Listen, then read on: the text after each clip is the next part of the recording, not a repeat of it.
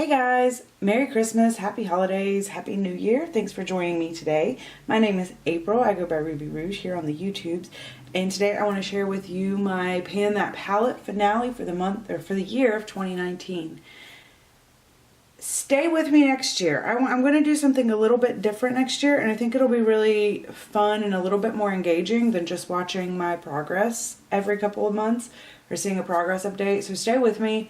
I'm really excited about it. Look out for that in January.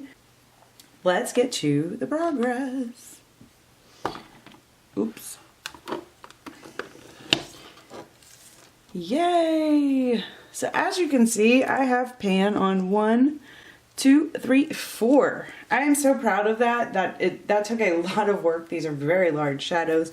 They're very pigmented. They take some work to get to that point. So I'm really happy with that. I'll show you the progress pictures now.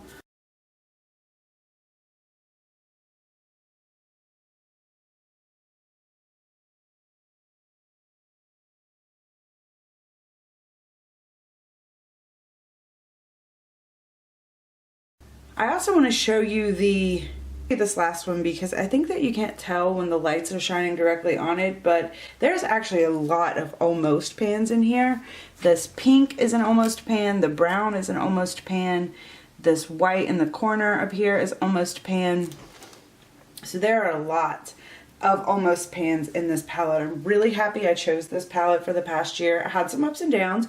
It is a cool tone palette. Cool tones aren't my jam in the spring, or I would say in the summer and fall. They don't really work for my skin tone as well during those times. So I really struggled with trying to get some use out of this. I focused mainly on this brown, and this brown here I was able to use during those times. I could have used these, the pink and especially this one. For whatever reason, I don't know, I didn't really gravitate towards that this summer or fall. So that's my progress on the palette. I think I did well. I wanted to give sort of a short review.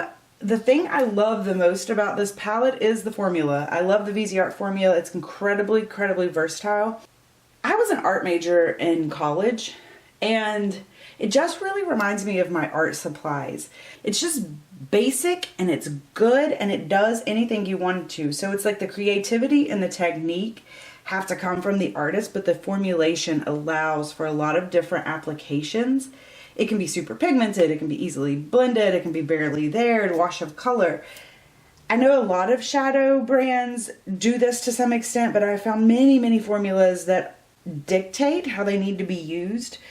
So it kind of limits their versatility. I feel that Viseart is a true artist formula, as in you're going to be able to do pretty much anything you want with these shadows, and that is why I love them. What I hated about this palette,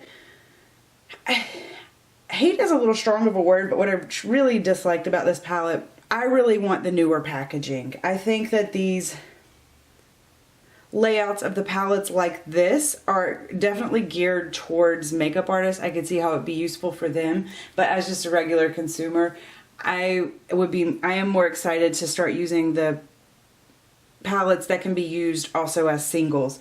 There were times where I felt this palette just kind of stifled my creativity, especially during the summer. And had I been able to pull out, you know, the 2 shades that I mentioned that I use, or this third one, and add them to like different palettes, I just felt like I would have gotten a lot more use out of them and felt a lot more creativity.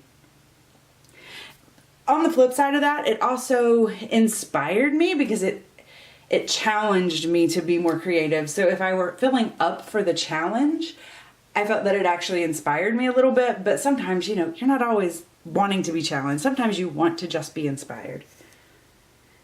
The other thing was that they're like this, and this. They're not dupes by any means. They definitely have differences, but there are some similarities to the point where like I didn't feel like I need all 3 all the time.